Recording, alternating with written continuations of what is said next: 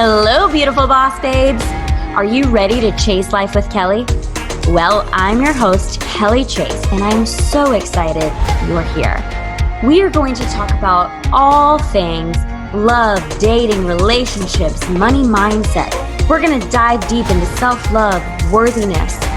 I am going to bring on some incredibly empowering guests. We're going to have fun, we're going to laugh, and perhaps we're even going to shed some tears together. I am here to empower you, inspire you, and motivate you to create the life you crave. I am so excited for today's episode. Let's dive in. Hi, babes. How are you today? Thanks again for tuning in each week because I know that you are listening every single week, right? I have such a sweet guest on with us today. I actually was recently connected with her through a mutual friend who has also already been on this podcast, Lance SEOs. And I want to, without further ado, I won't go into too much because I just want to hop right into our conversation and get to know her and her journey more and allow her to shine her light and shine her light with you all. So Deidre Sirianni, she is a leadership coach and spiritual guide. Welcome to the show. Thanks for having me. This is fun. I'm excited to be here. Absolutely. You're welcome. I don't know why I have to look at my notes when I read things I was just thinking that. I'm my head's down, Deidre. Oh my God. I'm geez Louise. Okay. I'm I don't know if I would ever be an actually good actress because I would be where is my script? I have to actually read everything.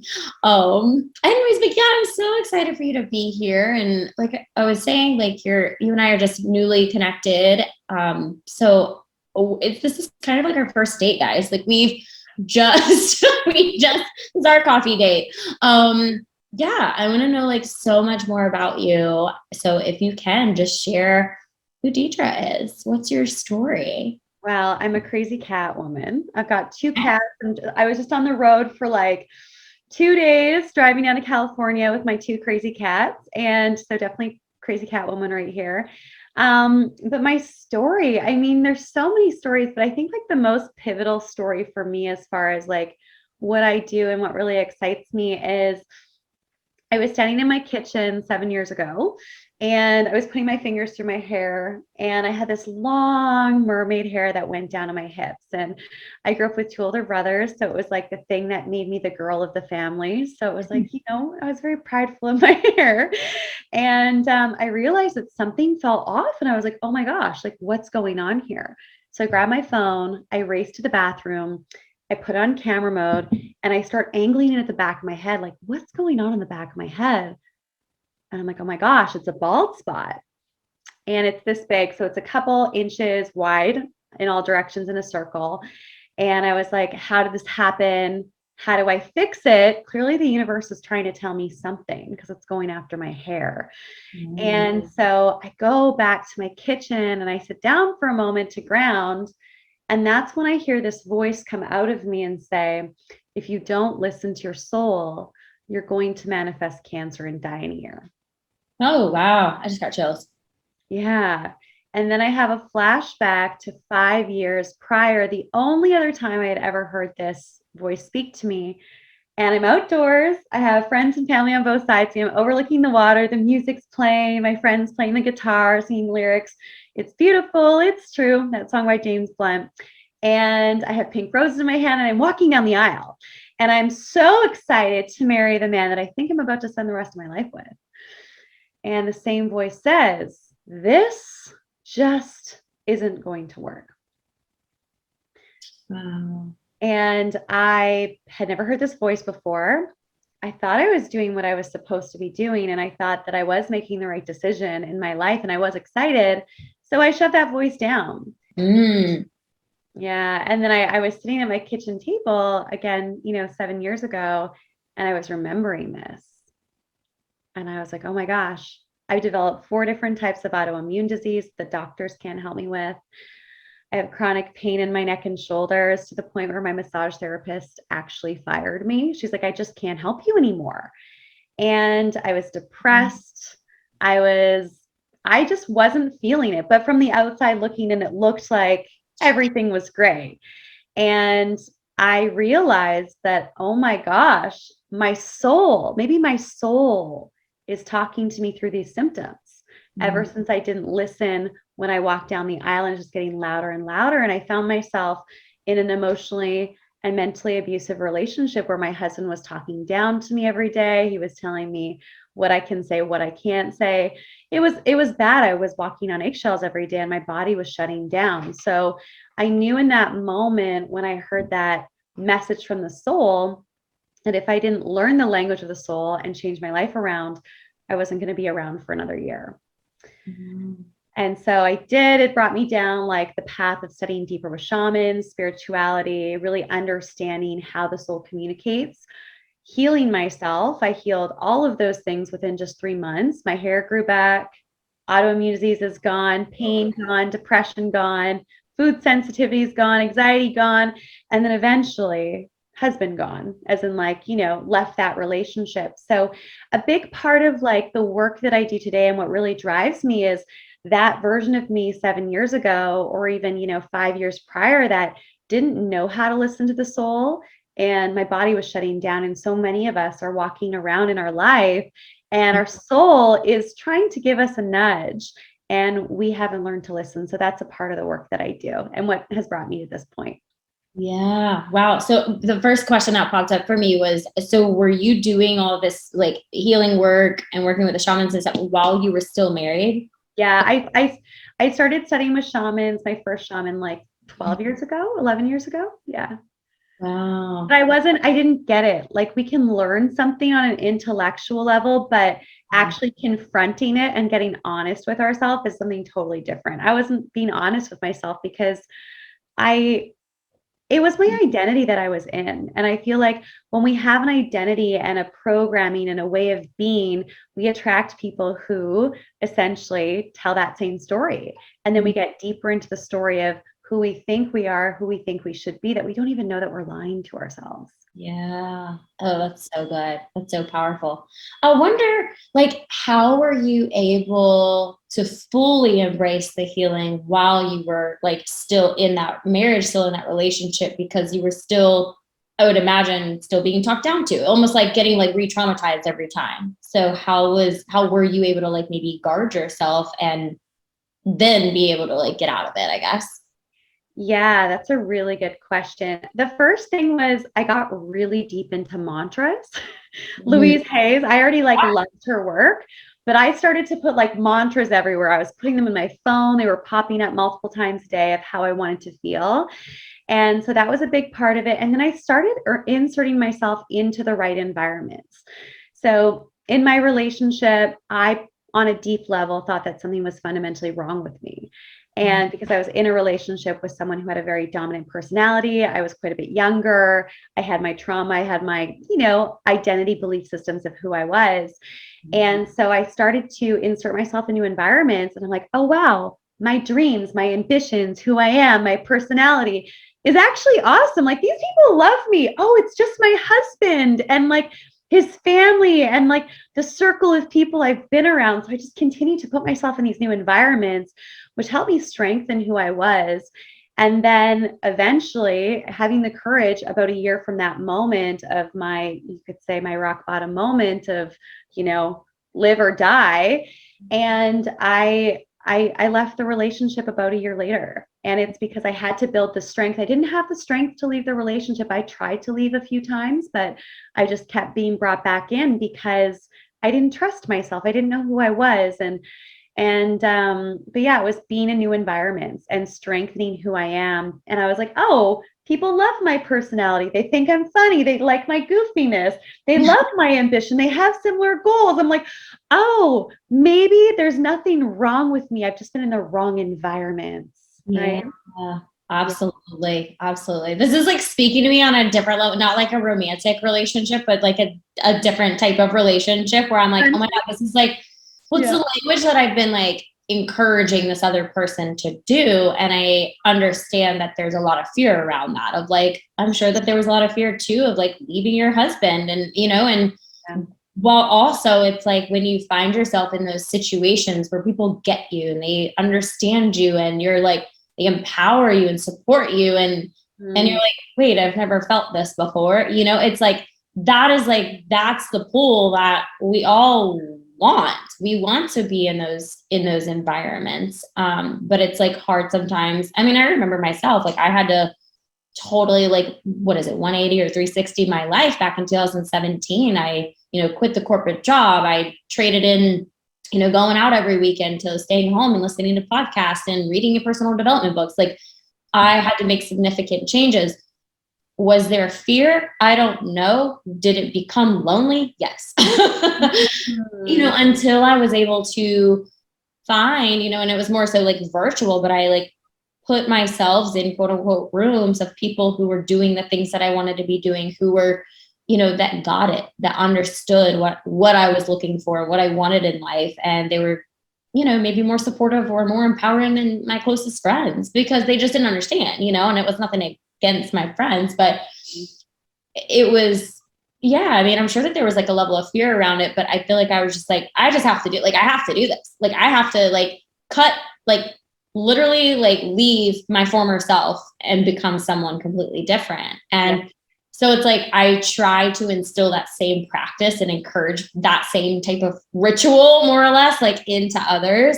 But I get it. It can be hard and it can be scary, but I'm like, yes. So when you're talking, I'm like, yes. I just want like whoever I'm trying to encourage right now to listen to you say that. You're like, yes. Are you listening? Are you listening? Like, oh my God, but it really is so true. And as you start to just like walk your path and be more in alignment, it's those beautiful boundaries that you get to express. And then they come from heart space and heart center and love and not like from resentment or F you, it's just like, it's a beautiful process. And it's so cool to like hear you were able to heal yourself from your autoimmune and the food sensitivities and, and your hair is absolutely beautiful. So pretty.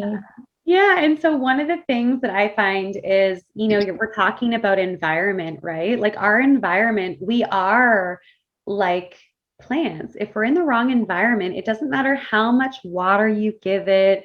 It doesn't matter if you're in the wrong environment, you will not grow, or you may move into depression, dis-ease, because it's not the right environment for you. And one of the things I find a lot of people do, and I'm curious if you did this at all, I know I've done it before, where it's like you grow, you expand, you start to like surround yourself with great people, but maybe there's like, well, I'm not quite like, I haven't fully transformed into the person I'm becoming, but my past is really familiar. So we kind of like go back into these old environments and we're like trying to be who we used to be, but we're not. Yeah. And I used to work at this place called the Gene Outlet in Kamloops, BC, Canada. And in the Gene Outlet, we had all the genes, right? And sometimes people would come into the Gene Outlet and they'd be like, oh, I want a size, 6. And they're not a size 6. They're significantly different size than a size 6. So there's this person trying to jump into a pair of pants that are too small. And they're struggling. I know they're struggling. They know they're struggling, but they're denying it. And that's kind of what it's like when we try to go into these old environments that we've outgrown. It's like trying to fit into an old pair of jeans.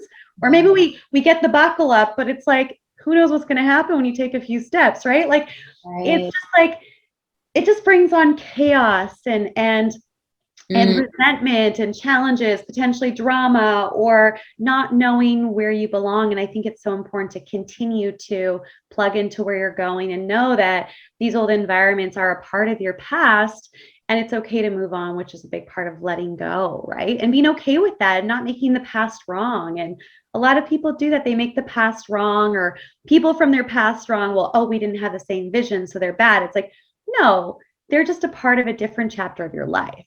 Absolutely. And so that, have you experienced that at all? Like going back into old environments and being like, oh, sure.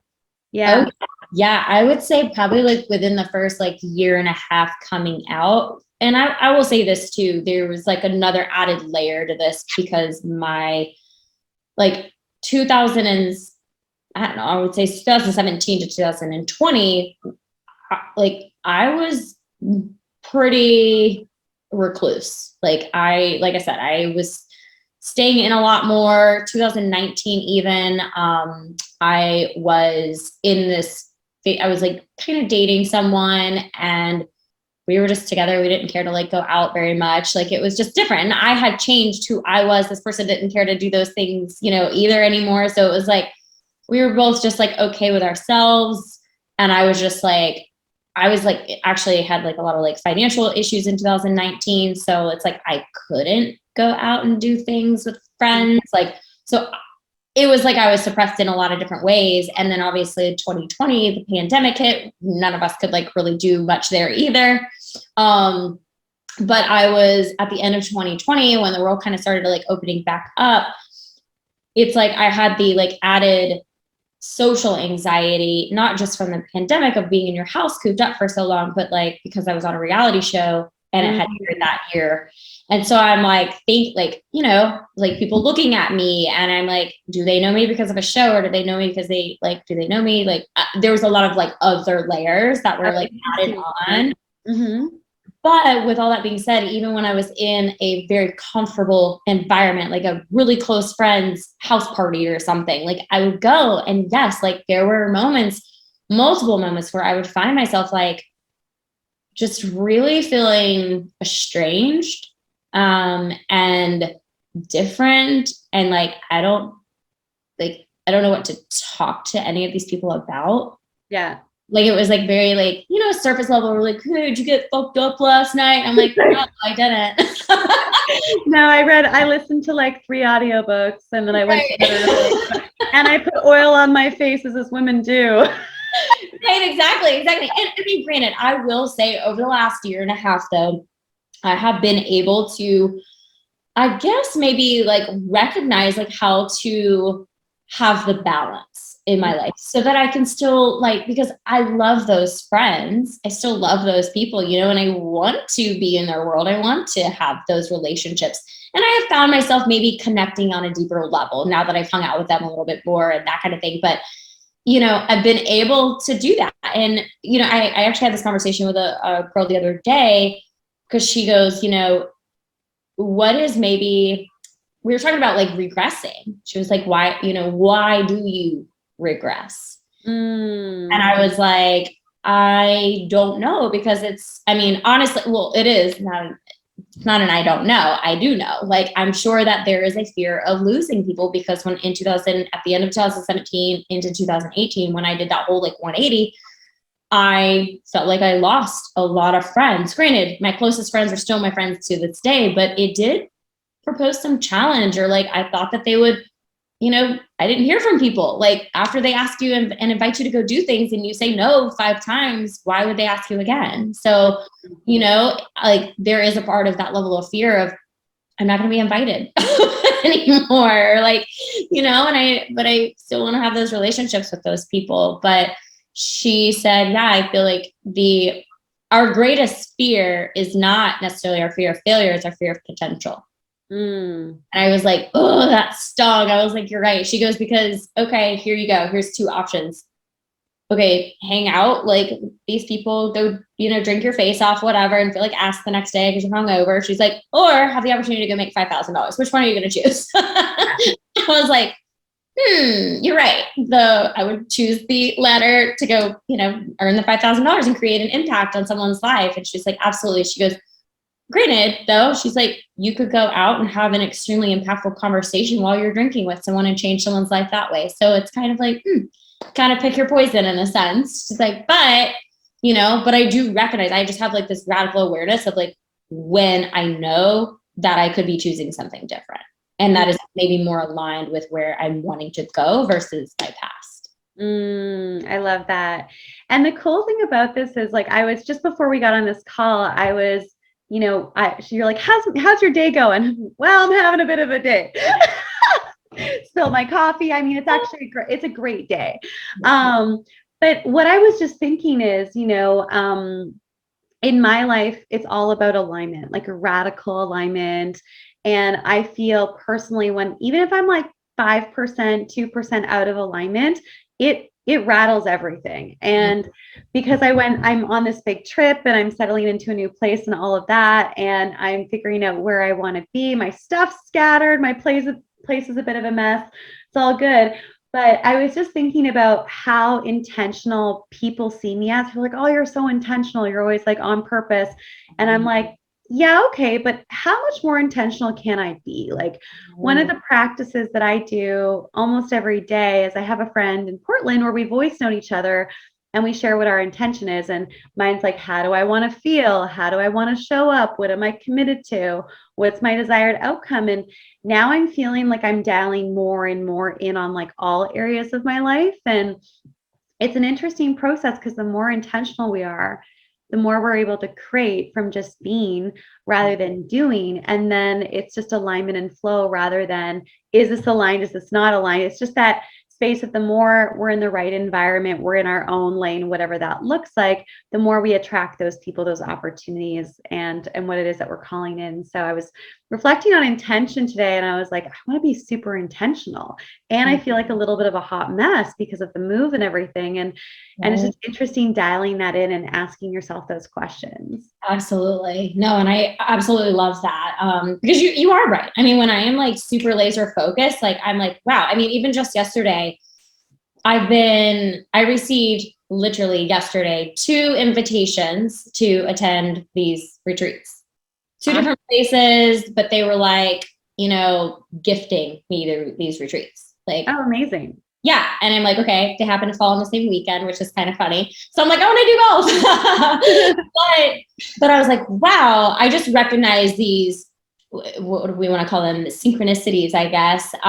But just like when you're showing up and you're in radical alignment, things that you're asking for, like I'm reading also the book. I'm a big Abraham Hicks fan. So while also reading her book, Asking It Is Given, or their book, Asking It Is Given. And it's like, you're right. Like we are always like, when we ask something, it is always given to us. It's given to us in different ways. Yeah. It may not be exactly what we're wanting. And if we're vibrating at a low frequency or whatever, then it's probably going to come in a really different way than we want it to, but it's always going to come. But the third step of it all is, are you open to receive it? Are you actually able to receive and hold the capacity and the frequency of it?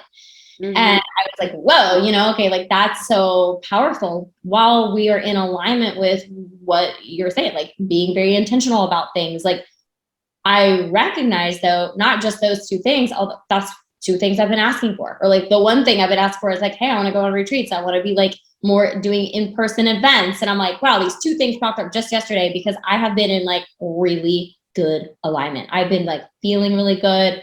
Last Friday, I went to this concert and I was actually kind of sick. I had to take some medicine and I was like, I'm going because I know I need to feel and move my body that way. Like, I need to be there. And I was like it just, and it was wonderful. Like, and it was so healing. I woke up the next day and I was absolutely, totally fine. It was so weird. But anyways, it's just like really neat to like witness these things come into you when you are walking the path of alignment. Mm-hmm. It's really, really neat. And then just, people DMing me about things and like, I'm just like, wow, okay, like where have you been? But I recognize when I'm not in alignment, that's why we have that resistance and it feels like a struggle and it feels really heavy and hard and life is so hard. It's not, you're just out of alignment. Mm-hmm. Mm-hmm. Or you're clinging on to an old story of struggle. And I think that's probably like one of our biggest addictions is like the story of our past, and we're just recreating the past in the now. We're like, oh, like in relationships, oh, I can't, there's no men out there, there's no women out there that are aligned or whatever the story is. It's like, well, that's a story, and you keep telling yourself that, so you continue to attract people that are that, or you're attracting people who become that because your narrative is so strong that they're becoming that narrative for you. And that's the crazy thing about manifestation. We literally are always manifesting. We are. We're so magical. It is. I know. Because it was funny because I went through this whole like Bob Proctor course last year, and it's all about subconscious reprogramming. And so my mentor, she was like, a lot of us say we have to be really disciplined in what we do, in our actions. She's like, but the biggest thing is you are disciplined in your thoughts because your thoughts create your actions. Yeah. And ever since then, I'm like, oh my gosh, she's right. So whenever I think to myself, like I hate even like putting something out into existence, although I'm just like, okay, but the reality is, I don't have enough money right now, or this, or, I'm single, or whatever the case may be, and I say it and I'm like, but Kelly, don't even say it. Like, don't even say it. Say it. Don't even say it. And so I'm like, cancel, God, just kidding. Just kidding. I love my life. I'm super grateful. Everything's working out for me. Life is good. Yes, totally. I'll feel thoughts coming in and I'll just push them out. I'll be like, no, we're not doing that today. No, I'm unsubscribing. And that's been a huge thing for me too, is unsubscribing from environments, stories, dynamics with people. As soon as I'm like, oh, this is an interesting dynamic, or oh, this doesn't feel good, unsubscribe. Like unsubscribing from an email list. Oh, you know what? Those are so good. I don't really need this anymore. I'm just going to unsubscribe. Yeah. And I recently had that in a situation with a man that I was interested in. There was a dynamic that was playing out, and he was mirroring a past boyfriend that was like, unfaithful, a lot of trauma from years ago around. And we were at this experience together, and him and I weren't together or anything, but it was just mirroring a lot of the feelings and the dynamics of an old wound. And I was we were in this session, in this big group session, and I was just like, unsubscribe. And as soon as I said unsubscribe, I was like, I saw him differently. I didn't even see him as a potential partner. I didn't see him that way at all.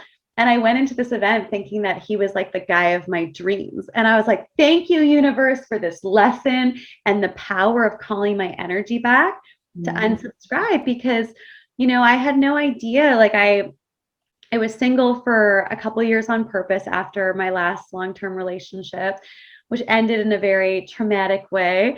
It would have been a good TV show, actually. Like, like, this is good, right?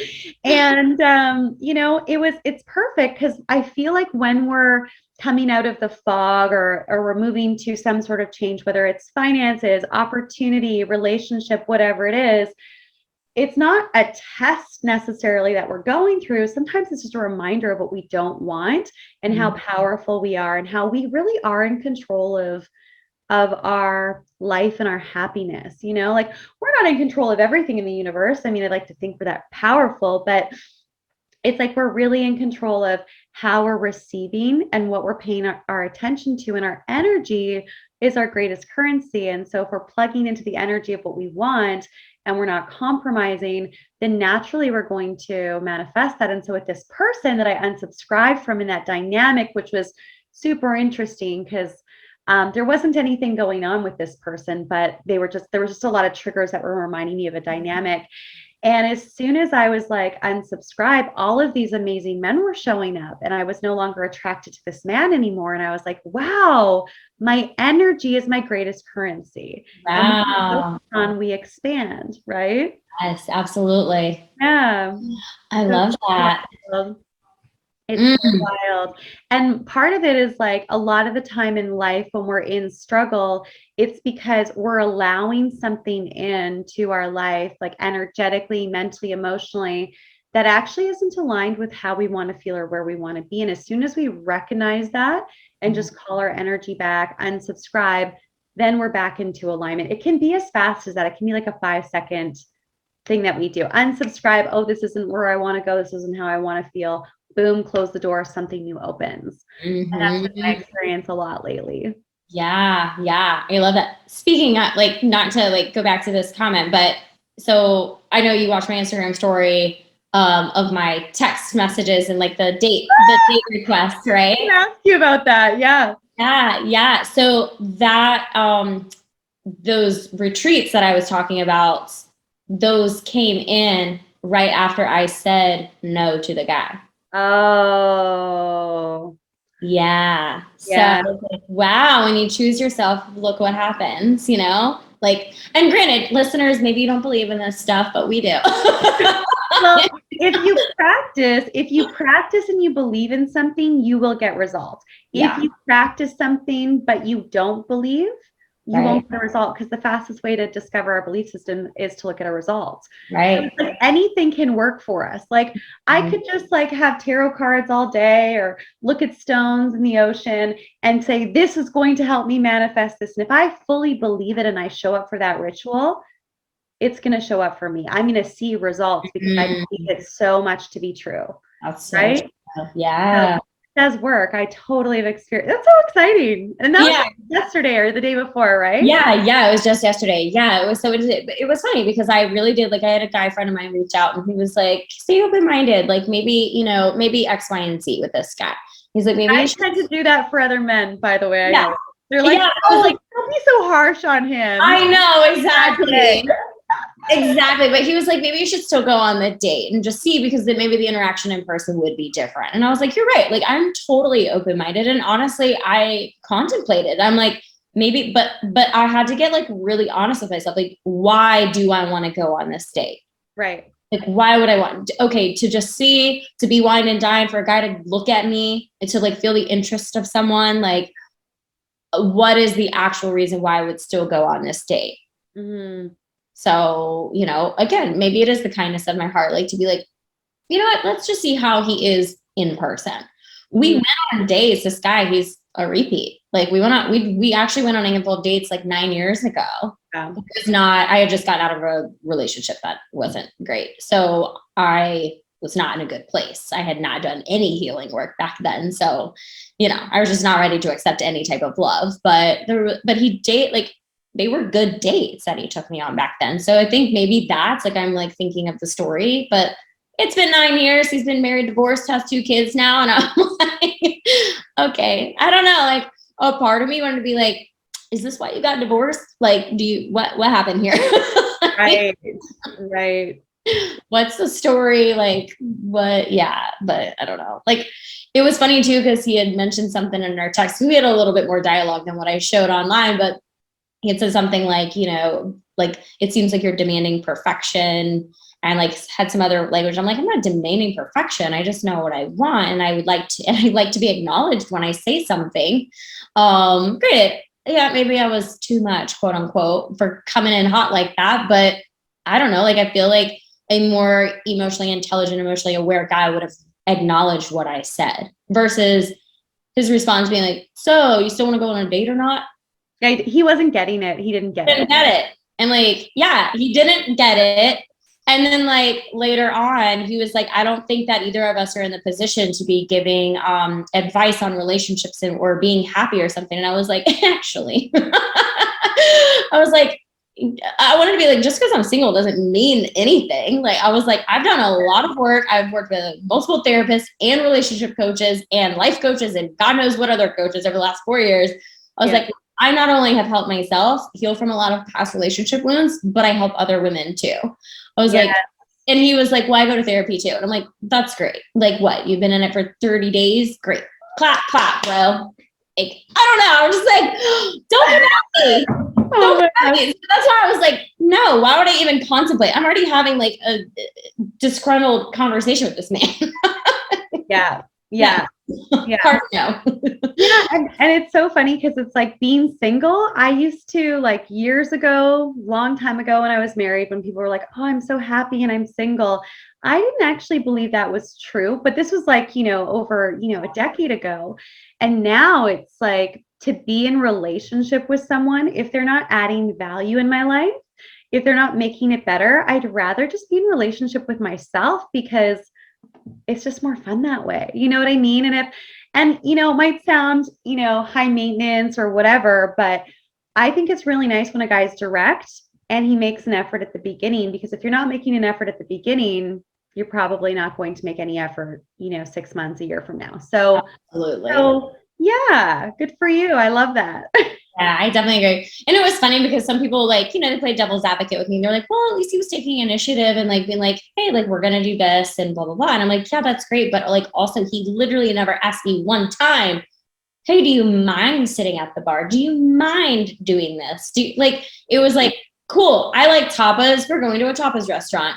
I don't like sitting at the bar, or I don't like sitting at a table, so we're going to sit at the bar. And I also don't do reservations. And I'm like, And the bar is so like not connection. Like you're not even looking at each other. It's like, yeah, hey, girl, how you doing? Right? I'm like, honestly, how do you ask me? Like, I don't mind. I don't mind sitting at the bar, but I was like, I don't know. It just like that, it just hit my gut, and my gut was like, hold up. Wait just a second here. And that's why I was like, you didn't even like ask. Like, I like reservations. Like, I want a guy to take initiative, but I believe taking initiative involves asking the girl her preference and then being like, great, I'll make the reservation. I've had guys too, be like,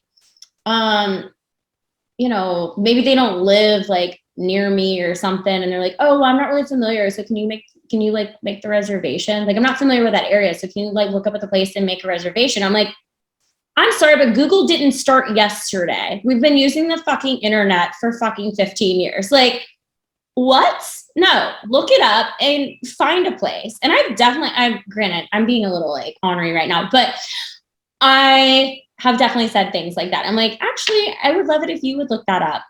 Mm-hmm. I would love it. I would actually love for you to make the reservation. Just surprise me. I've given you some categories of food genres that I like. Just surprise me. I'm like, oh, okay. Like, put effort in, guys. Like, what in the world?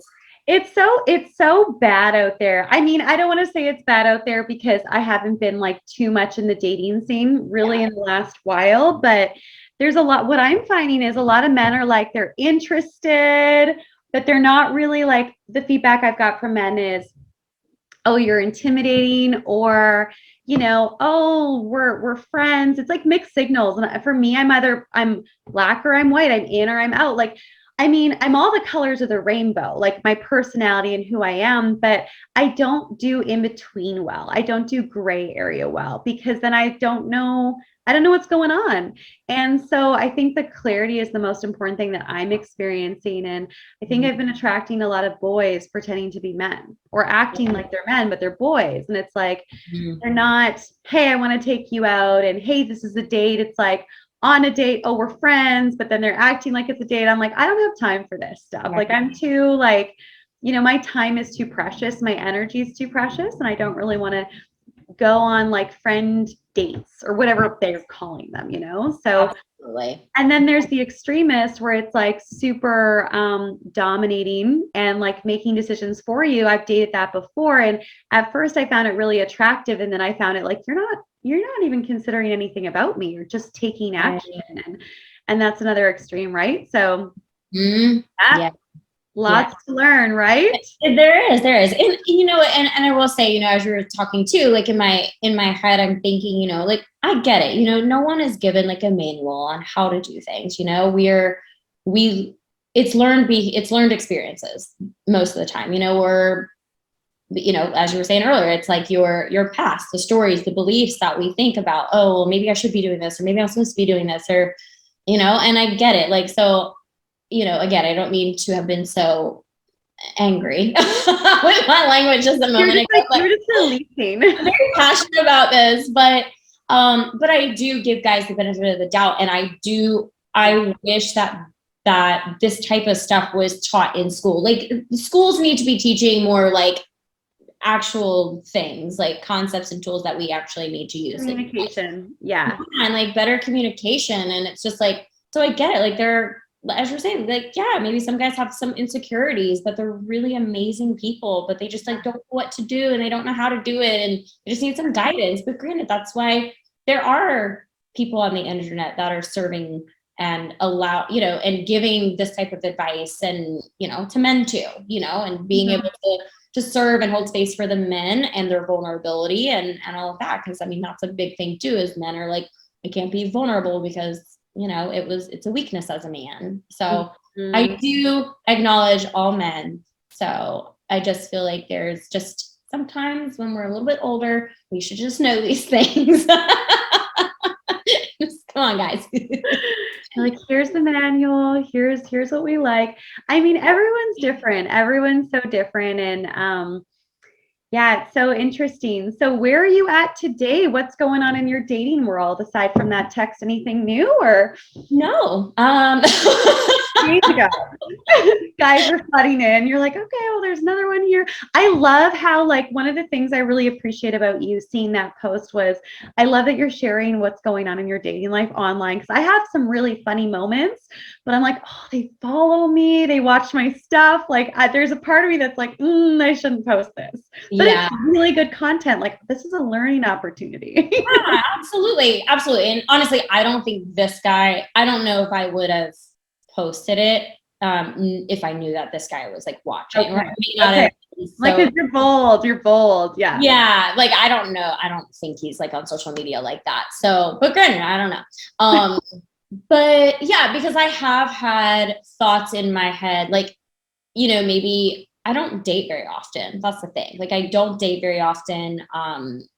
So I probably should and could be dating more often to be putting a lot of the work that I've done, a lot of the healing work that I've done. I feel like I have not necessarily been able to put that much to action. However, when I say I haven't been on many dates, I have had emotional relationships with one or two people over the last few years. And therefore, I feel like a lot of my healing work has come around and come in handy for those experiences and those situations. I learned I did date and, I learned so much more about myself and the boundaries that I needed to implement and finally saying like, this isn't serving me anymore. Like, and I had to have that conversation. And I know it was a mutual conversation. However, I wanted more, but I knew that I needed like, it isn't progressing. It's not becoming more. And I don't know if it ever will.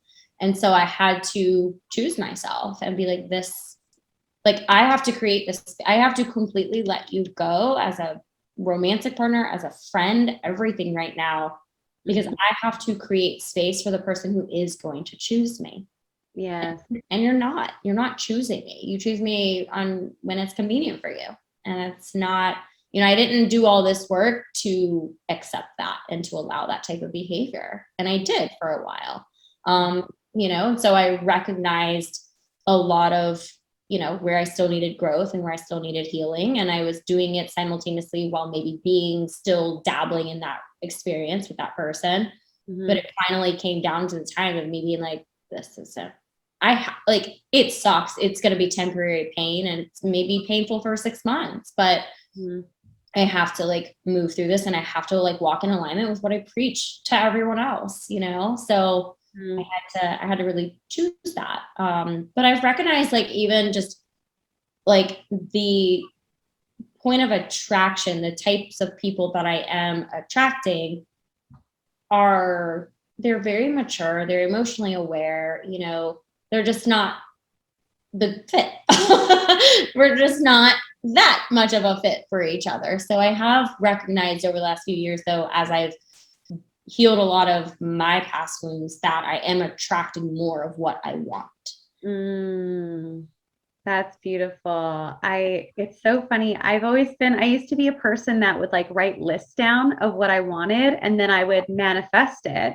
And then I'd be like, oh, actually, this isn't what I want, Oh, yeah. And I love your story because it's like, it's a story about choosing yourself. And those are really tough situations to be in when you're like, but I love this person, but we have so much, like we have so much fun together. We're best friends or whatever the story is. Right. And it's like, I remember years ago when I was getting out of my last serious long-term relationship, I was at the top of the stairs in our place and I just found out that he cheated on me and I was just like heartbroken, like super shattered.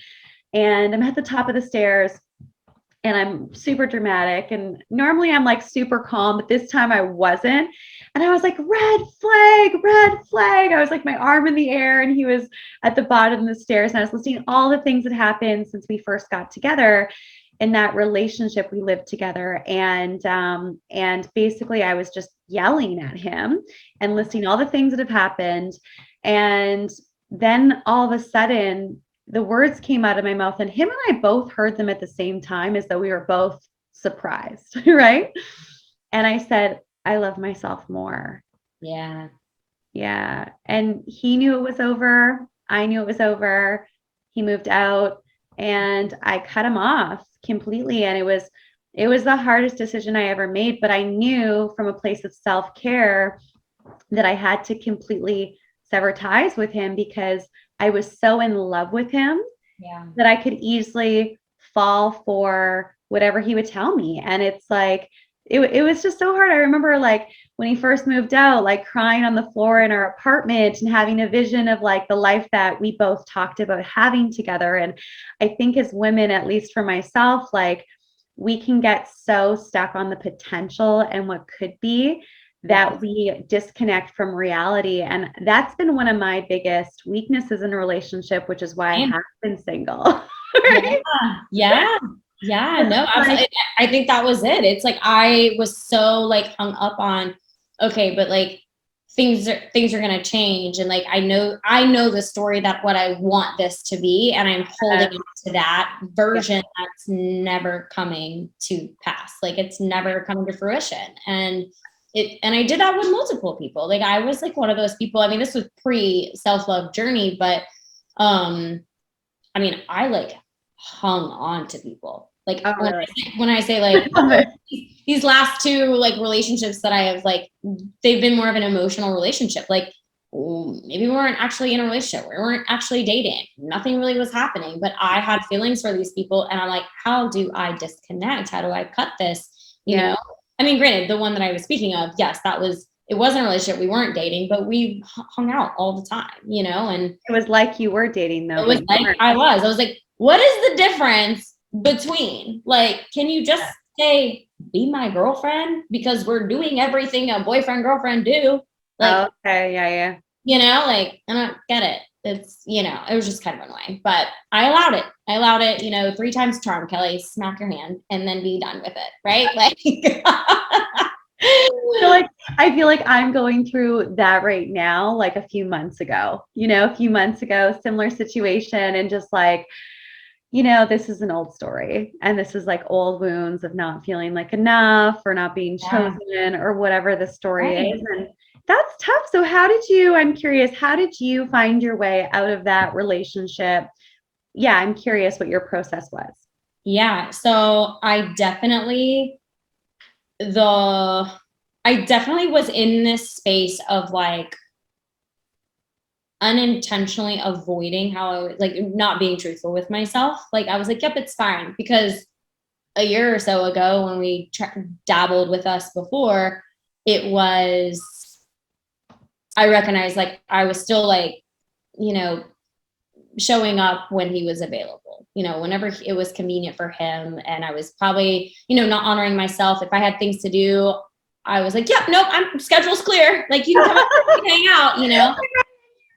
I'm totally available. But like this past time, it was like, I mean, there was a moment like I didn't even see him for a month. We may have talked a little bit, but I hadn't seen him for a month. Like I was like, I'm doing this. I'm out here. I'm going and doing things. And I was much more like that this time. Like it was like, no, I'm actually unavailable. Like I have something to do and I'm committing to that. And I'm not going to be like, oh, actually, I could cancel on that, or I don't really have to go to that party or whatever, you know? So I was honoring more of myself while not honoring my own emotions. I was actually feeling, and what happened was we had spent like with so much fun. It was so nice. And like the next day, he's like walking me into my car, and I thought like I've been like, it was kind of like one of those conversations you keep wanting to have, but you just keep like suppressing it and keep having it. You're like, tomorrow, another time. Yeah, tomorrow we'll talk about, I'll bring it up. And I just was like, yeah, I'm just going to be like, okay, we just can't do this anymore. Like, let's just like really just stick to being friends. Like we just need to be just friends and like, we can do this. And I started to say it and I started crying, like full on, could not get the words out of my mouth. And like, he just like stopped and, you know, just gave me a hug, and I just couldn't stop crying. And I was like, I'm sorry. Like, all I kept saying was like, I'm sorry. I can't. And then I finally got out, like, I can't do this anymore. But I couldn't explain myself because I couldn't stop crying. Like, I was like hyperventilating crying. And I was like, oh my God, I don't know why I'm like crying so much. Like, why is this like doing this? And he was like, he just kept saying like, I get it. And I could tell like he was just like shook, like what the hell just happened? Like we were literally fine 5 minutes ago. Like we were laughing, cutting up, like, yeah. And whatever. So anyways, he's like, I get it. And I was like, okay. And I get in my car and I was about to drive away. He's like walking really slowly back up to his house. And I was like, no, I have to talk to him. I have to talk to him right now. Like it has to, like, Kelly, collect yourself. Yeah. So I like went back, knocked on his door and like went in, and I was like, I'm sorry, we have to talk now. I was like, I'm sorry, I just got so emotional. Like, I'm not sorry, but like, I know why I just had that explosion of emotions because I've been bottling them up for fucking 6 months. Like, so I'm sorry that just happened, while also I'm not sorry because, oh my God, like I'm sorry to myself, more or less, that I like kept suppressing and being like, it's fine. Let's just go have a good time. It's fine, you know? And so anyways, we then have this very just vulnerable conversation with each other. And God, it was so like, it definitely so needed, so necessary and everything. But you know, at the end of the day, he was just like,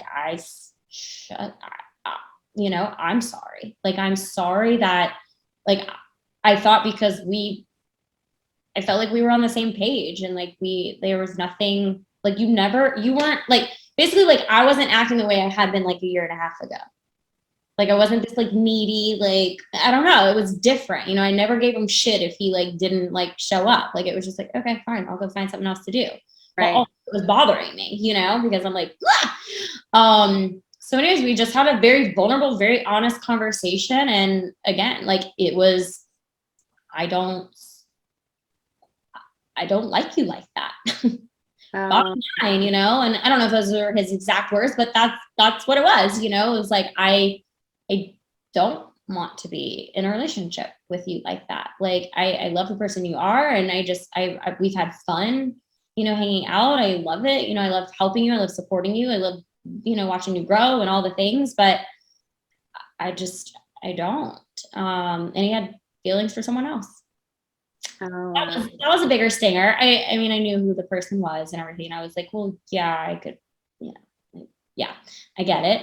But, yeah. And then I think it was like the next day, he sent me a message and he was like, I couldn't even sleep last night. Cause I was just like, I just was thinking about this the entire time. And so he came over and we talked more about it. And he was like, seeing how upset you were was so eye-opening for me. Like, I never want to hurt you or anyone else like that ever again. He's like, I get it. Like, I felt like I didn't realize I was taking advantage of you, I guess, because you were so just like, okay, let's hang out. Let's be friends. Let's do this, you know? And he's like, but I don't ever want that ever again. Like, you were like, I do love you. I love so much about you, you know, but like, I'm really sorry. And it was so nice to receive that, you know? And I would say maybe like a few weeks later, we hung out again and kind of went back to like a same pattern. And I was like, what are we doing? And so I did. I addressed it and I was like, listen, and I started crying again. I was like, I know that was just us being silly, whatever. I said, but I have to end this. Like, and this is hard for me, you know, because I don't want to. I'll get emotional. Yeah. So I was just like, you know, it's hard for me because I don't want to lose you, and I know it's going to be hard because I love you too. Like, I love so much about you, but I have to do what's best for me, and I know that there's someone out there who is going to have feelings for me and who is going to want to be with me and who's going to want to treat me so great and want to be with me all the time. Like, I'll probably have to get sick of him. I want that person who wants to spend every waking, breathing moment with me and who chooses me back. And you're not it. And that sucks. And it's hard. And, you know, I've been suppressing these emotions for a long time. You know, as you saw a month ago, you know, when I had that explosion of emotions, I said, but the honest thing is I've had feelings for you for a very long time.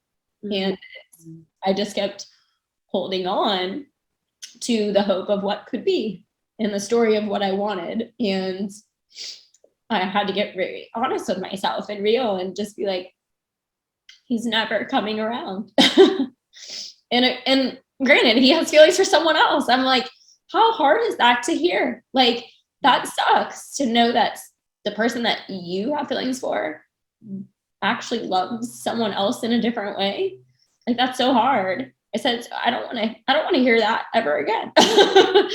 You know, so there was obviously a lot more dialogue that went into it. And yeah, I mean, it was semi-recent to our recording. When this recording comes out, it will have been months since this has happened. But yeah, it's still there. I miss this person.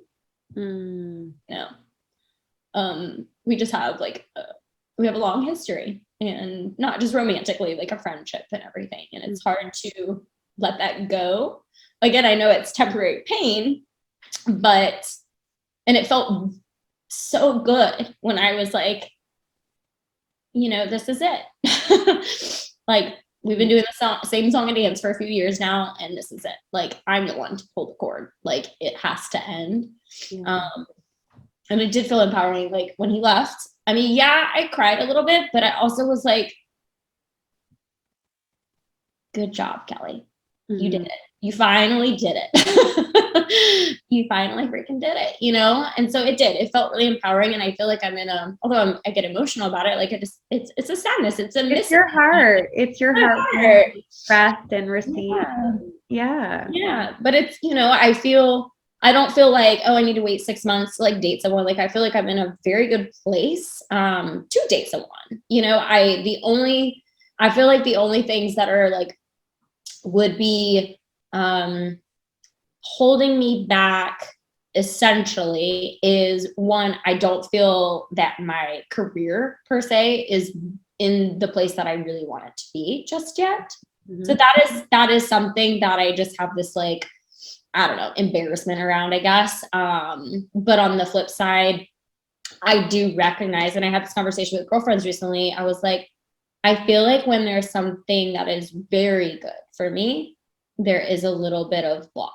Like, I know that there's someone there's my guy friends are wonderful. I love my freaking guy friends, you know, and I'm like, you know, my girlfriends are always like, what about this person? What about this person? They always treat you so good. I'm sure that they probably have feelings for you. Like, they probably think of you romantically. They're probably waiting for you to be like ready for them, like you were with that guy. And they're like, one of these days she's just going to see me and I'm going to be like, I've been here all along. Right. No, exactly. That's what my girlfriends say. And I'm like, I know. And you're right. They would treat me absolutely wonderfully just because, like, I see them do it as a friend, you know. I don't think anything would change. I don't think they're trying to like impress me or put on a front. Like, we've known each other too long. Their behaviors are consistent, let's put it that way. And but I don't know, I think there's a part of me that's like, that does need a little bit more healing, that maybe I'm just like, I would hurt them. Like, there's a fear that I would hurt them because maybe, I don't know. I think that's it. It's so interesting. Thanks for sharing that, because it's so relatable. Like, it's so like, you know, I feel like we've all been in a situation, and I feel like the older we get, at least for myself, the deeper I feel for people quicker. Like, there was a guy I dated last year around this time, and it's interesting because I was on my way to Mexico and I was in San Diego for a while, and I met him. I mean, I already knew him, but I like kind of got together with him just a few weeks before my trip. And I didn't know if I was going to come back to Canada after, if I was going to be in Costa Rica for months. Like, I can live kind of anywhere with my work. And that was the plan, to just kind of see where my next home is. And now I'm in that phase again. So I've been having a lot of flashbacks to this time last year. And I remember leaving him and just being like, I almost canceled my trip because I fell in love with this guy. And I've never been one to say I love you right off the bat. But I told him I loved him. Like it was like week 2. Like I just fully felt it. You know, I feel like just the opening of the heart, when it's open, you love more deeply. And although it was just a 2-month relationship, it was the most intense and also like the biggest, it was the hardest breakup I've ever been through. And it was like 2 months. And I remember the deal breaker in our relationship was he couldn't travel. I didn't know when I was going to be back, because I already had these plans before I met him. I was back and forth, like, do I be in relationship with him? Do I not? Didn't want to hurt him. And totally like head over heels for this guy. Thought he was going to come visit me in Mexico, couldn't come down. And then there was like some dynamics playing out of him assuming that certain people and me were spending time together when we weren't. And it just turned into this thing where I'm like, oh, my intuition knew that this wouldn't work long distance. And I remember this one time we were on Zoom and he was being really judgy towards me at the time. And I don't remember what it was about, but I think it was just because of the distance and jealousy and just some things that were going on. And I remember crying on screen and just being like, I just really need a friend right now. Like, I don't want someone to judge me. I just need a friend with whatever I'm going through. And the moment that I realized him and I could never work again, like how it was over and had to stay over, was because in the moment of me being vulnerable and asking for what I needed from him, from a really vulnerable place, like growing up in my programming in life, like I've always been Miss Independent, really hard at asking for help, and usually don't. I'm like, I got this. I got my own back. And so I asked for what I needed. And in that moment, he said to me, you're using your emotions to manipulate me. And I was like, I wasn't. I was just really like vulnerably sharing what I needed. And then he kind of went on the attack. And I was just like, I remember closing the laptop, crying, not talking to him for a few days. And then we broke up. And I remember being in Mexico at this coffee shop, and there was a song, you know, the song, Wish You Were Here. I wish you were here. I was in Mexico and everyone's like having a great time. And I'm walking through this coffee shop, just so sad and just like so heartbroken. And then I hadn't seen him. I didn't see him until this last April when I was back in Vancouver. Randomly, I was going into like the swanky party in a gown, hadn't seen him in, 8-9 months. And I bump into him and he's like, hey, Deidre, like, how's it going? Like, congratulated me on my book and a few other things. And I didn't know how to be around him because it was like, it's like things never ended for me. It felt like. Yeah. And so I gave him a hug and then I quickly left because I was like, I can't be around him. I didn't leave the party, but I left that moment with him.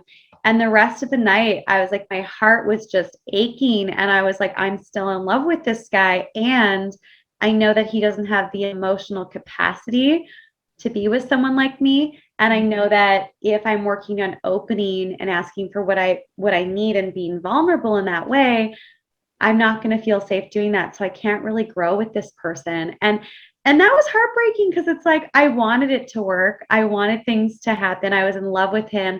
98% of what we had going on was perfect. But there were a couple things where I'm like, it doesn't matter how great everything else is.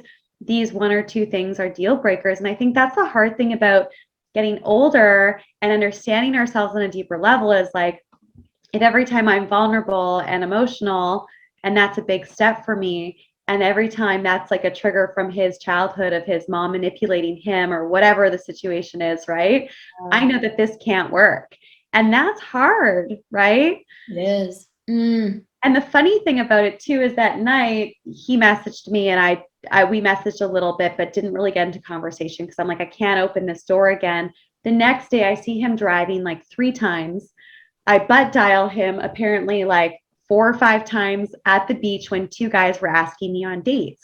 And these were some of the first dates I had been on since like that relationship, which was like 8 months before. And I'm like, wow, like, and I think these things happen where we're like, oh, is this a sign I should get back together with him? We can go through cycles. But for me, it was an honoring decision of like, you know what, things can be almost it, but we still can honor ourselves and move on. And I've got really good at walking away from people who are really amazing because I know myself enough. And so I really appreciate your story because it's similar. It's like, I have to walk away from this and it hurts. Yeah. It does. It does hurt. No, thanks for sharing yours too. But yeah, what you were just saying about just like, it's just the awareness that we have.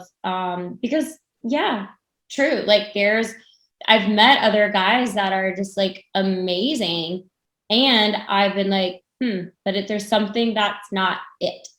There's something, same thing, like the emotional capacity that they can hold for me. I'm a very vulnerable person. And I think, that was probably part of like what was so connecting for me in that relationship was that I was always very vulnerable and always very transparent and raw with that person. And I knew they were not that way with me. So I felt more of a connection, more or less, than I felt. And maybe they did, in that regard. But, it was always encouraged, like, hey, I can hold space for you. And it was interesting because I felt like anytime that we had more of those types of conversations, like of us, like just trying to figure out what was going on with us, it was like, that's when he was vulnerable, but like throughout, I don't know, it's like, how's your mom doing? She's good. I'm like, tell me more. Not that anything's going on with the wrong, it was just an example, but I'm just like, I don't know. There were certain times, but granted, there were other times he was vulnerable. So I don't know. But I mean, I definitely, like, I even said this, like, when we were having that conversation, I was like, maybe, like, I love so much about us and, like, our dynamic, but also there were probably parts that had we been dating or in a relationship, if you showed up the way that you were showing up, I would not have accepted that as a boyfriend. Oh, yes. But we weren't dating. So it's like it's okay, right? So it's like, that's fine, and he wasn't doing anything bad. It's just like, I probably would have expected more if he were a boyfriend. Let's put it that way. So like,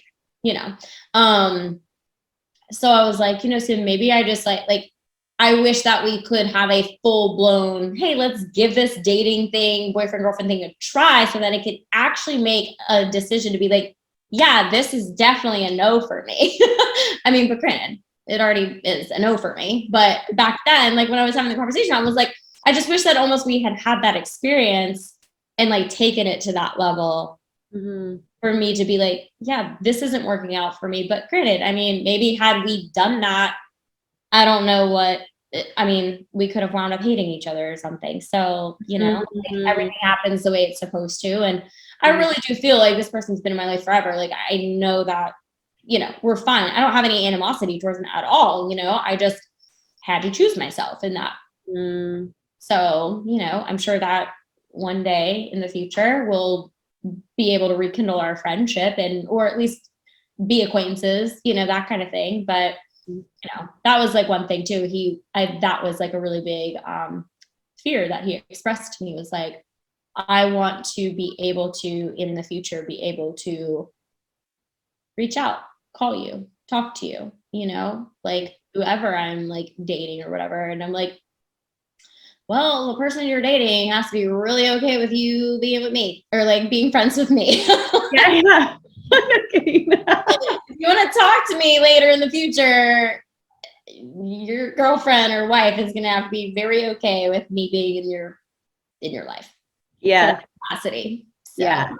And granted, I won't have feelings for him in that way anymore, in the future like that when that time comes. But it was just like funny. I'm like, wow. Like, I think I feel like I asked this like question. It wasn't meant to be rhetorical, but neither of us answered it. But I was like, why do we hold on to each other like we do? Because obviously you're holding on to me too, in a way. Yeah. Like, what safety do I bring you? What toxicity am I feeding you?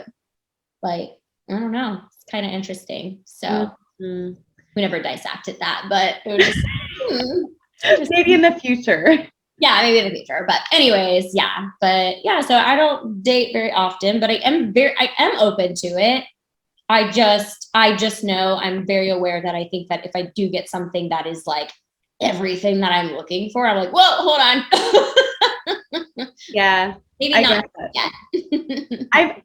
I've done that, and I've also gone on dates with men who are like, "You're everything that I want," and then suddenly, I don't know if I'm ready for everything I want, and it's like, okay, like men will actually tell us. What I've started to notice is I've noticed, and I coach a lot of men in the space of relationship. I work with them on like purpose and other pieces, but relationship is, one of the big themes that comes up. And men will tell us exactly who they are, how they're going to show up, what they want. The question is like, are we listening? And I remember being on this date with this guy. I forget how I met him on an app. I was on an app for a week once. And let me tell you, after like a few days, I was like, this is too much. Like, just like the energy of it was weird, right? Well, at least for me. And so I go on this date with this guy, and he just seemed like was doing the work. He's an entrepreneur. He's a dad. He has like a 13-year-old, and just seemed like an overall really like wholesome, great guy. And we were on this date. We went to like the yacht club or whatever for breakfast. We ended up being there until like 3 p.m. And then we went out on his boat, and we like were dancing and stuff. And he was such a gentleman. We were so connected.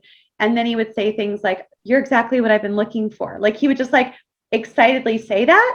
And then say, I don't know if I'm ready for that. And then it would like, I'm like, oh, he's like, I don't know if I'm ready to date. I'm like, I think we're on a date right now though. And this is like hours into our date. So it's kind of funny, right? Like I'm in it, but I'm also like, okay, this guy's scared, and like, but we're really connected.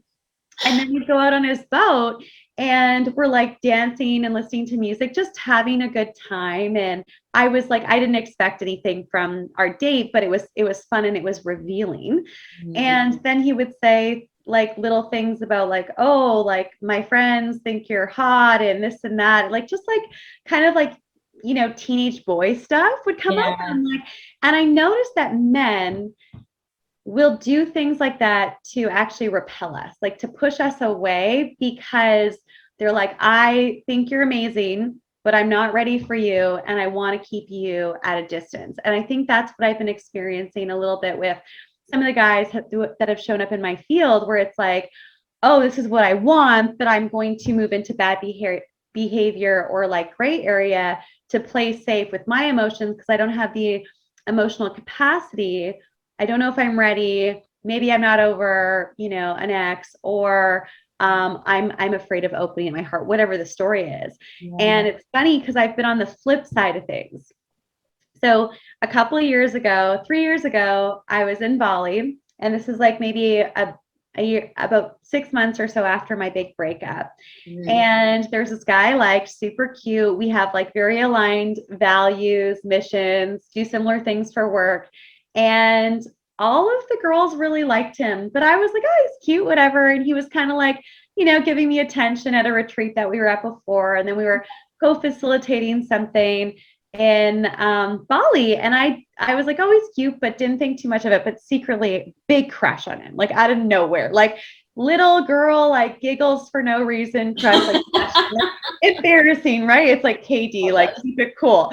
And so at the end of the retreat, he comes and sits with me, everyone leaves, and I start giggling, and somehow he starts giving me a massage, and just he was saying all these things. I don't remember exactly what he was saying, but I was laughing and giggling and having the best time. And I was so open and having like just so much fun with him. And then suddenly, after probably 10 minutes of that, I was like, I have to go. And he's like, huh? You have to go? I'm like, yeah, I have to go. I was like, I have work to do. And he's like, Dee, I thought you had like the time off, like, because of the retreat. Like, we just wrapped, like, you have stuff to do today.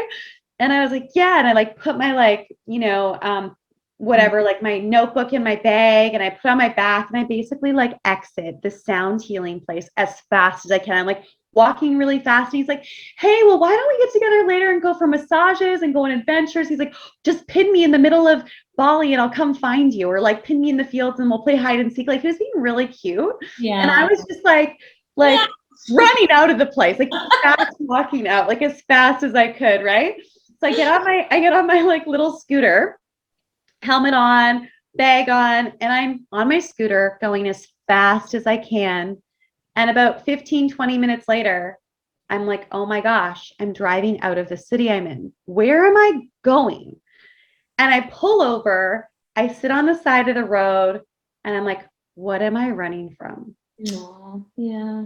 And I'm like, I'm running away from a guy that likes me, that I like. I'm running away from what I want. And I thought I was in a good place. Like it was 6 months, maybe 10 months after my breakup. I was like, I'm over him. I don't want to be with him. At least that's what I was telling myself.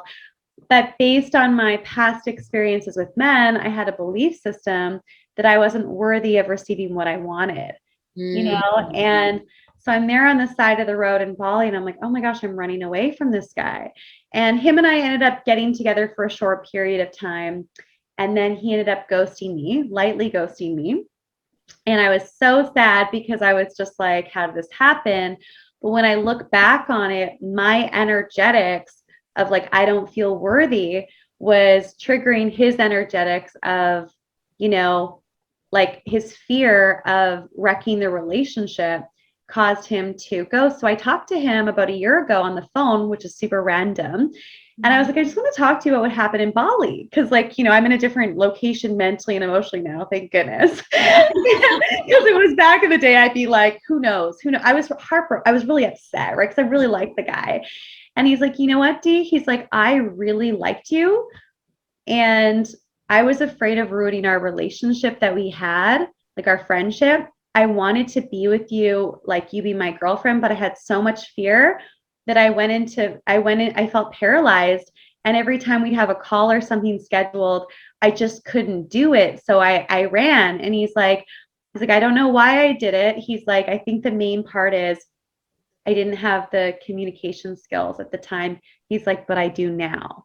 But I was like, let's turn the page. I didn't say that to him, but I was like, thank you so much for sharing this with me. Like, it brought up a lot of stuff for me, and this is what went on for me. And when he's like, I have the tools now, I was like, wow, what a like interesting dynamic. But I have kind of a rule, and I tend to break my own rules, but it's nice to have some rules to be like, these are my rules. And then sometimes I'll break them, sometimes I won't, depending on the situation, right?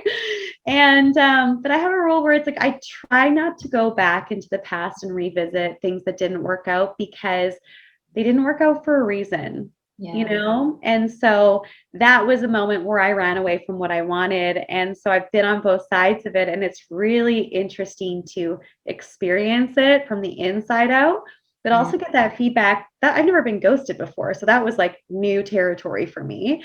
And then also this guy on a couple dates that I've been on, he's like, you're exactly what I want. And then it just mixed signals. And I think we're all struggling with these things from our past, like worthiness. Is it safe to open? Is it safe to be seen? And so sometimes people can have real feelings for us, but they just don't have the tools to show up. And we have to go through these experiences so that we are clearer on what we want. We can communicate, we can have boundaries. And when love shows up, we can open our hearts and be ready for it. Absolutely. Yeah.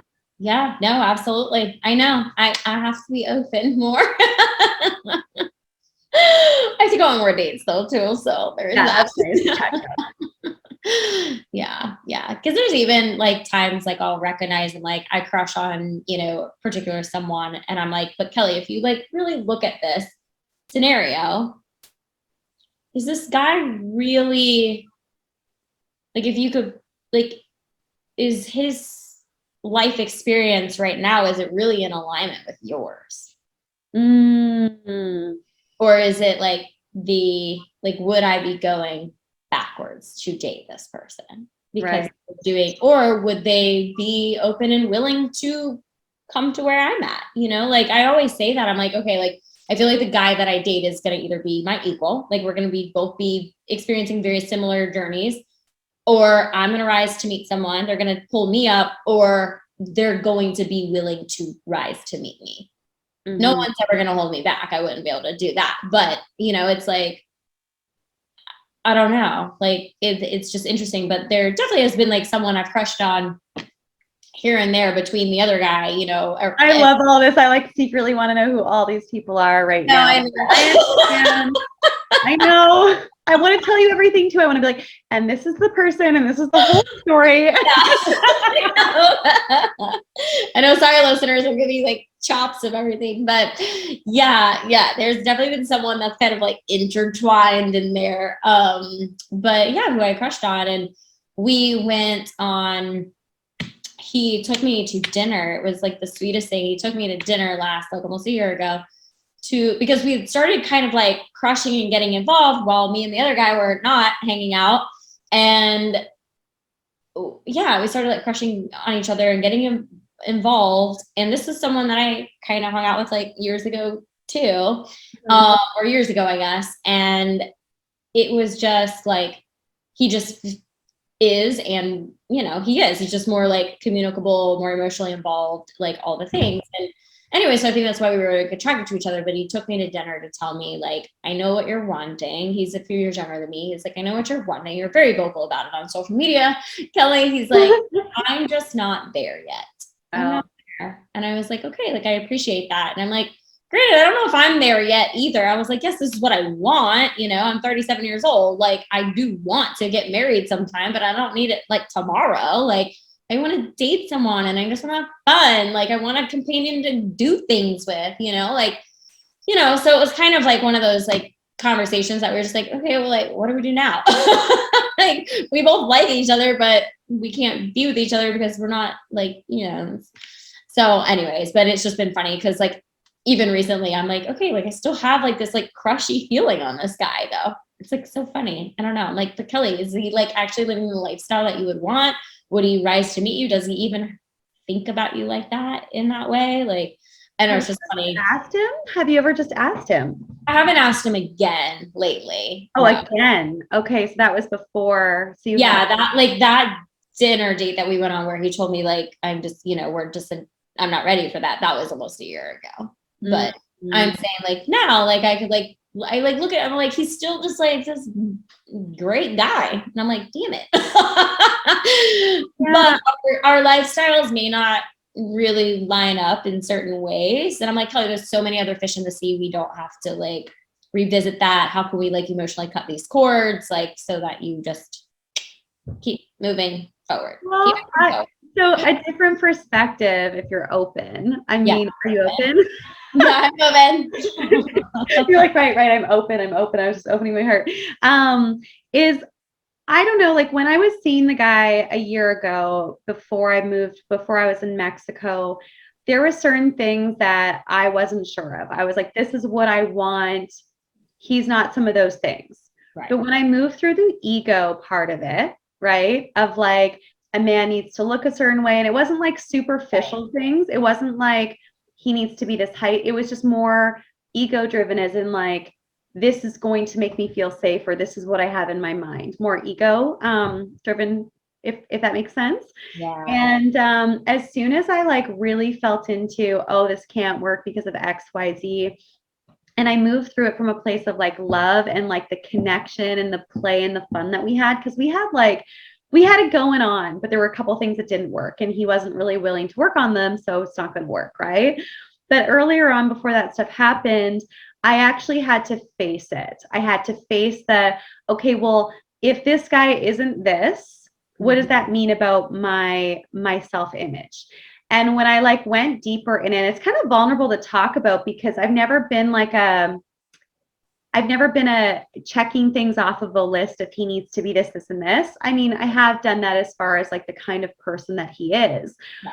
But once I really sat with that and I gave myself permission to feel the discomfort of what that would mean about me, because it's an identity thing. And so much of our identity is based on our ego. It's not based on our true identity. And our true identity is what's connected to unconditional love, which actually none of that stuff matters. And you can like co-create stuff together, which is really like the space of co-creating anything that you want. So when I moved through that, my whole relationship with this guy changed. And I was like, wow, like I actually really, really, really love this guy, love spending time with him. And so what I found, there are some criterias that, are probably non-negotiable, but sometimes the people that aren't quite what we think that we want or need are actually exactly what we want and we need. And it's because we've been looking for the wrong things for potentially the wrong reasons. And so I don't know him. I don't know anything about him. Maybe he's like total, like not good for you at all. But sometimes he's probably exactly what you need. Yeah. And you're probably what he needs. And it's just ego-based things that are bumping up against each other. Like, I'm not ready. I'm not that. And you're like, oh, you're not ready. You're not that. But I have this feeling, and our emotions and our body is telling us where we need to go. So I would trust the crush, and I would go all in. And I have a really funny story to share with you after, around when I went all in, because I like to like turn over every stone, and it was a disaster. But you don't have to do things the way I do them. But I just feel like, why not? Just let go of your expectations. Why not? What do you have to lose? No, I have nothing to lose except for making things awkward. But I mean, I don't know about you, but like, we probably do a good job of that anyways. I probably am. It's like, why not? Like, if you could just let go of your expectations, this guy could end up being it. Could be. I don't know. Or it could just be a lot of fun, and you could learn a lot about yourself, and you could both grow from it. Absolutely. Right? How does one even approach that though? Like, hey, I like you. Can we revisit this? Yeah. Like, hey, I still have a crush on you, and I'm willing to let go of like what I think I want or need to explore this. Ooh, that's a good line. Right? Why not? I mean, I don't know. Like, I'm at a point in my life, like I'm 33, and I'm just like, you know what? There's no need for me to be wishy-washy or one foot in, one foot out, or to play safe. Like, I understand like strong boundaries and strong no's and strong non-negotiables and all of that. But like, at the end of the day, do I really know best? No, I don't. The universe knows best. My body actually knows best. And our crushes, those feelings, that energy, like that's medicine. There's something there for you, and it's worth exploring. And I'm okay. Like, I feel like if we're not willing to look like a fool for love, then I don't know if we are really like, if we're really worthy of having it all. If you're not willing to really expose yourself, are you really willing to have a man expose himself as far as his heart? Like, you have to be what you want, you know, and this is part of it, having a courageous heart and being like, you know what, like, this is what I thought I wanted, and I have a crush on you. Let's explore it without any expectations. Right. Maybe a year from now, you're like married and we're joking about it. And you're like, oh my gosh, Deidre, that is nice that you told me where I was like getting off the show. And I was like, that's crazy. You just never know. But I think we need to get out of our own way. Yeah. And sometimes date the opposite of what we think that we should be with in order to find out what's true. Because our body knows what's true. Our mind makes up a bunch of things that make things really complicated. That's so true. How did you I guess, yeah, like, how did you tap into that though? Like, what is like to be able to lean into more of like what your body versus your ego? Like, how are you able to push your ego out? Yeah. So one of the things that, I mean, I do this in my life, but I also teach on this stuff. It's like our personality and our true identity. So our personality is made up of our past experiences. It's made of, you know, where we grew up, the things that have happened to us, like traumas, belief systems that have been formed. It's basically who you've been that has gotten you to this level in your life. This can be financially, this can be in your business, this relationship, anywhere. And from the outside looking in, it looks shiny. It's like, oh, like I got to this level, right? If we're talking about like a video game, which kind of that's life, we're in a video game and we're playing the game. And so we're at this stage, and a lot of people outside of us are like, oh, I want what she's got. And so it's like, yeah, it's a pretty good place that I'm in. And we talk about it. We help people get to this location, whether it's business, love, whatever. But secretly, internally, we're like, I don't really want to be at this location. I want to be at that location. And in order to call in unconditional love, we have to step out of our personality. So that means deconstructing who you think you are, deconstructing who you think you should be, asking yourself, is this based on fear or is this based on love? Like when I heard you sharing about this guy with a crush, like just energetically more in the heart center, I was like, it feels like a little bit of fear, like you have a crush on him, but always not what I want. So if I invest in this, will it become what I think that I need in order to be who I think I should be or what I want, right? So it's like when we start to deconstruct it, and have an open heart and say, well, maybe I don't know. Maybe the universe is trying to show me something. Maybe I can just trust my body and my intuition, because our intuition and our body literally tells us everything within like 2 seconds of meeting someone. Like we already know all the answers. And so it's about being like, okay, there's fear there. If this guy is not what I think he should be, what does that mean about my identity? Does it go against where I think I should be at a certain point in my life? Does it go against what I think my life should look like? Superficial, like ego. Oh, this is keeping me stuck in an identity that's got me to a point that looks good and feels good to a certain point, but I'm still playing safe. So in order to reach a new level of income, or love, we have to take those risks. We have to step away from what we think we know and move into the space of the unknown, because that is unconditional love. And that's where you will fall in love with someone that might not be what you thought that you wanted, but you're like, oh my gosh, like you're so much more than I could have ever imagined. And I went through this experience, and I do this with myself and my clients in different areas, because otherwise, we're just recreating the same. We're recreating the same container that we've always been in, right? Yeah. Yep, exactly. And so when it comes to like relationship, for example, there was this guy named John, and he had been like in my sphere for, let's say, like 8 years. And I used to teach yoga full time. I had a yoga business before this business, and he was one of my corporate clients. So he would come to yoga all the time at the company. And the first time I saw him, I was like, oh my gosh, this guy's so good looking. It was like looking at the sun. I'm like, I can't do it. Like he just made me so uncomfortable because he was so good looking. You know, those men every once in a while were like, oh damn, didn't see you just that. want to look at him all the time. Yeah. And so he's been in my life for a while. We talk all the time. And then I got out of my marriage and bumped into him. We swapped numbers. And then I got into a relationship. He was like kind of always in my life as a friend, but there was always something else that could have been that never was, right? And so about a year and a half ago, I was driving to visit the very first shaman that I ever studied with, like 12 years ago. And I was like, I just feel like I'm supposed to work with her. And she did some body work on me. And she's like, oh, like, are there any men in your life? I'm like, oh, there's 2 that are kind of popping up. And John literally called me before I walked into her house. Wow. And then the other guy popped up around the same time, and their first name is, they're both Johns, which is funny. Okay. And so she's like doing some just checking into my energetics and stuff. And she's like, oh, like, so there's 2 guys that are showing up. I'm like, yeah, but I don't know. And she's like, I see you having a guy at every port. Like, she's just really funny. Like, as I see you having a guy everywhere. And that's like totally not me. Right. And she's like, no, wait. She's like, I see you having kids and, getting married. I'm like, okay, whatever. Earlier that day, I asked my heart, are you ready to open? After asking it about a month before, and it's saying not yet. And it's like, you're ready to open. And so that experience with the shaman, him calling me after not calling me for a long time. And anyways, when I was back in the city a few weeks later, I was like, I'm open to fully experiencing. I'm open to fully dating and being open, because I think in the past I had a lot of guards up.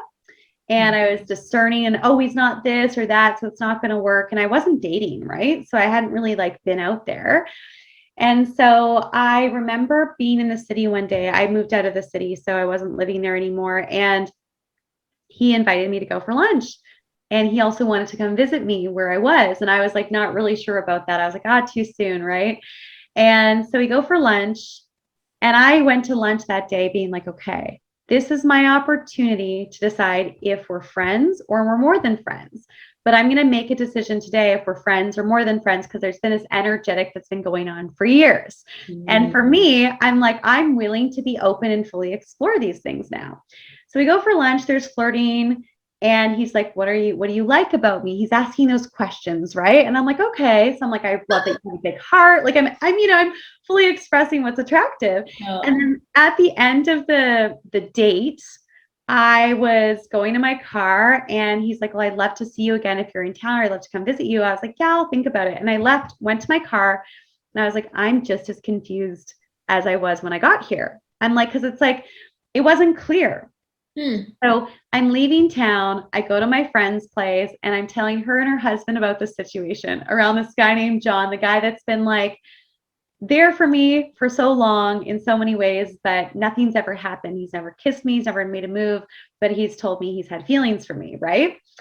And so my friend's husband is like, D, like maybe he's just not a ladies' man and maybe he's just shy and you have a pretty big personality, you know, like you should probably like let him know that you're interested. You got to make the move. And so they were like amping me up and I was super like nervous and like, oh, I don't know if I can do it. Like, what if I look like a fool? Like, you know, I haven't put myself out there before. And so I call him that night. I'm like, okay, John, I was going to leave, but I'll be around. Do you want to get together tomorrow? He's like, yeah, sure. So we go to a coffee shop.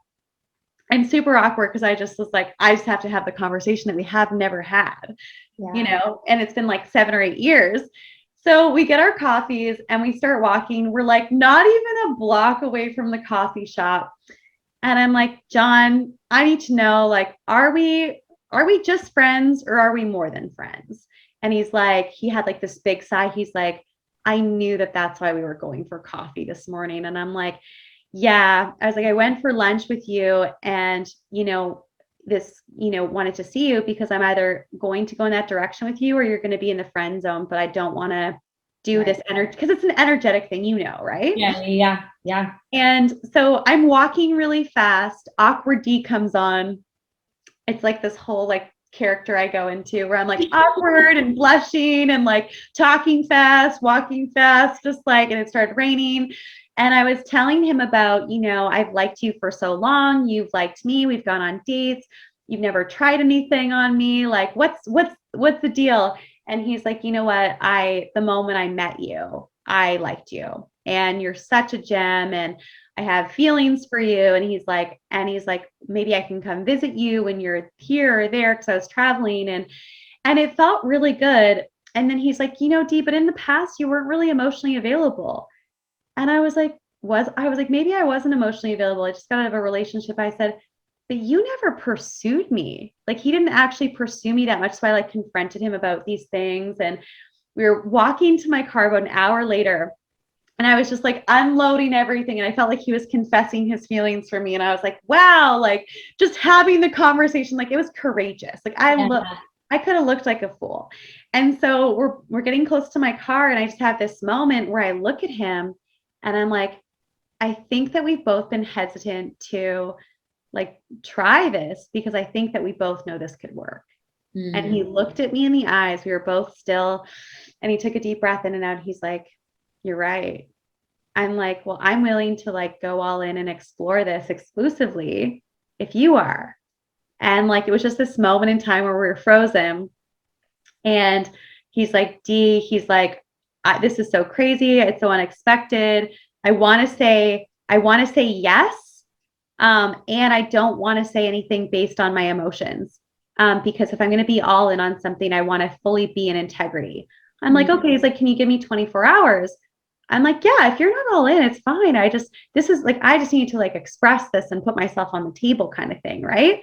So I go to my car, I drive home, and I remember just being like so proud of myself. I'm like, I don't want to have what ifs in my life. I don't want to have, you know, wishy-washy energy with certain men and not being clear. And I was like, this is my opportunity to just put myself out there. And he sent me a message later the day that was very confirming about his feelings for me. And I felt really good. And then the next day comes around and I'm very energetically tuned in with people. It's my intuition and my abilities are literally what I do for a living, right? It helps me look at what I do.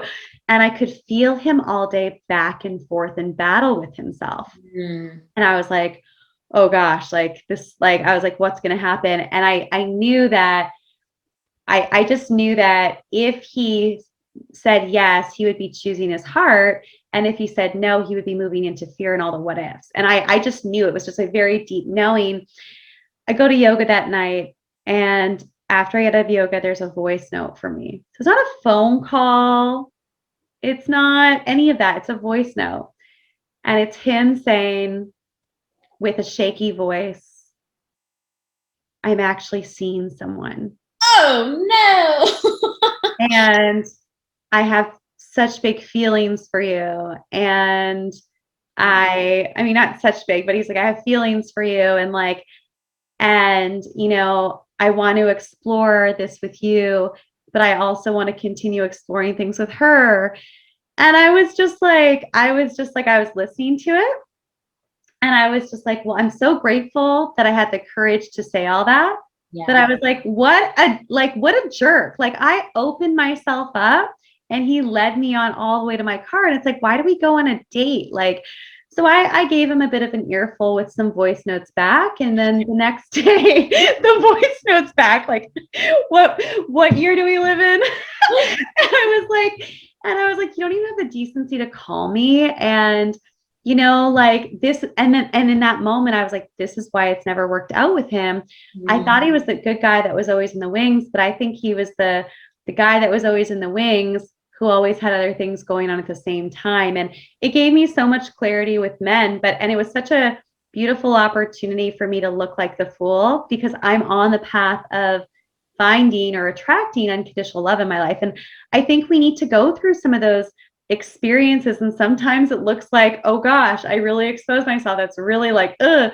But now I'm open more and I'm clearer on what's coming in and I can see what's going on in the field. So, I mean, that's a story that I have. And it sucked. And I let him go as a friend too, because I'm like, I just feel like this is so out of integrity, you know? Yeah, absolutely. Close the back doors. That's great. Thank you for sharing that. Yeah.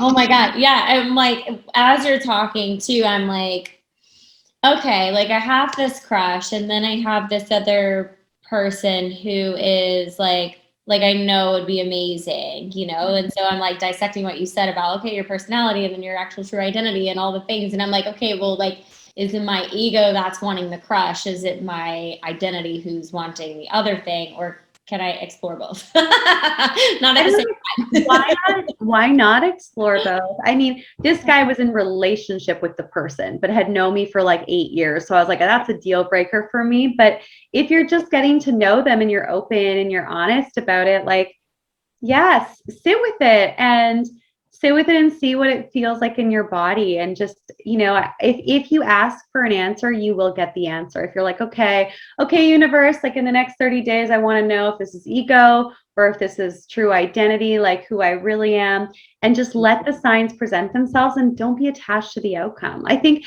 we get really attached to outcomes and visions and what things should be. Yeah. That we're not seeing the signs and we're blocking ourselves from love for ourselves, which always comes back to love for ourselves. Absolutely. Right? And choosing ourselves first. And you've been doing that, right?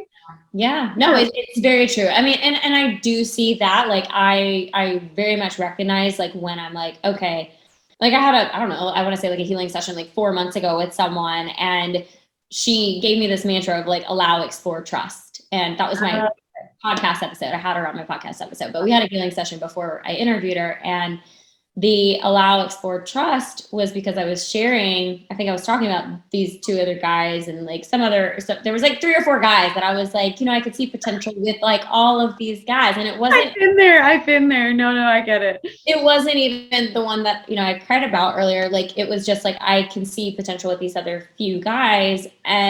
But I was like, well, he's this, or he has this, and this guy has this, so I don't think he's ready for this. And this guy, blah, blah, blah, I just like wouldn't know because he has this, and that's a lifestyle choice that I don't align with, and blah, blah, blah. And she was like, instead of trying, like, you haven't even explored the relationship, so stop trying to figure it out before you've even had the relationship. And I was like, you know, like, I'm like, you're right. She's like, just allow it, explore it, and trust that whatever one is meant for you is the one that's meant for you. And maybe none of them are meant for you.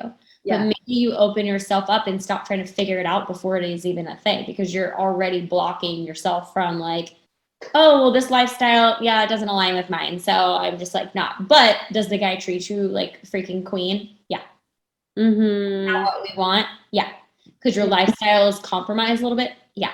Like, so it was just like interesting. So I've been trying to be better about that kind of thing, but it's like, can I just like date all the guys at one time and be like, okay, yes, No. It's called The Bachelorette. I know, right? You're like, so I have a show proposal. I'm a star, and I know the guys that I want on the show. They're single, and we can throw in some extra ones. Is that okay? Yeah. Okay, cool. I've already been on the show. People really like me, so that'd be great. I need one of those. I need a show. Yeah. I know. Well, there we go. We just put it into the universe. There we go. Yes. Oh my God, it'd be great. Anyways, oh my God, this has been so good. I love you forever. Yeah, it's good sister time, right? It's like, it is. It's so good. I know. I'm gonna probably offline ask you a different question, but this is so great. Thank you so much for being here. Again, this could be like a 10-hour podcast episode. So, but I'm gonna wrap it. Because I'm sure everyone's like at work already or something trying to listen to the rest of this. But thank you so much for being here. Tell everybody where they can find you. Thank you for being vulnerable, sharing some helpful tips, and just, allowing us to get to know you. So thank you. Yeah, thank you for sharing. I mean, so relatable, right? So you can find me on Instagram. So it's just I am Deidre Sirianni. My website is radicallyaligned.com. And I have a book that's called Turn Your Light On. And it's all about waking up to who you are and being on purpose so that you are living in your true identity, so that whatever relationship shows up, whatever shows up in your life, you're ready because you know who you are. And this is, I feel like, such a foundational work for attracting love is knowing who you are and moving through your traumas, clearing your karma, deconstructing your personality so that you can move into your true identity, and then living and leading from the heart. And that's exactly the process that I take you through in my book. So this is on Amazon. It's called Turn Your Light On, and it's all about the awakening to who you are. And when we know who we are, then we can attract more of our equal, or what it is that we truly desire on a soul level. I love that. I love that. I'm like, I almost forgot about your book. That's right. Your book. Thank you for sharing that. Yeah, I'm definitely gonna have to read that. Oh my gosh. I love all of this. I'm like, it's funny because I'm like, it's like the healing, it never ends, and, or it feels like it never ends. And I'm like, okay, something pops up for me where I'm like, okay, I need to address this. I need to lean into this more. I need to maybe do a little bit more healing around this. Like, oh my God, because someone just come into my world, rock my world, and just call it a day. Like, do I have to have like all these little like roadblocks along the way that create resistance and everything? But I'm sure it's just me creating those roadblocks too. That's totally. Oh my it's a human experience. I think you would really like my book then. I would. Yeah, I definitely would. Thank you. Well, thank you again so much for being here. You are a delight. And I'm glad that we had such a beautiful, loving conversation. 2 hours later. Yeah, 2 hours later. I love it. Thank you again for being here. I love it. If you loved this episode, please download, share, rate, and review. If you are ready to step into that next level version of you and grow your business and bank account, it's time to unleash your goddess magic and chase life with Kelly. You can start this epic expansion journey by diving into the Goddess Magic course bundle found at chaselifetogether.com. Please connect with me on Instagram at Chase Life with Kelly. Join the Chase Life with Kelly Facebook community and subscribe to my YouTube channel. Till next time, create the life you crave, babe, and chase life with Kelly.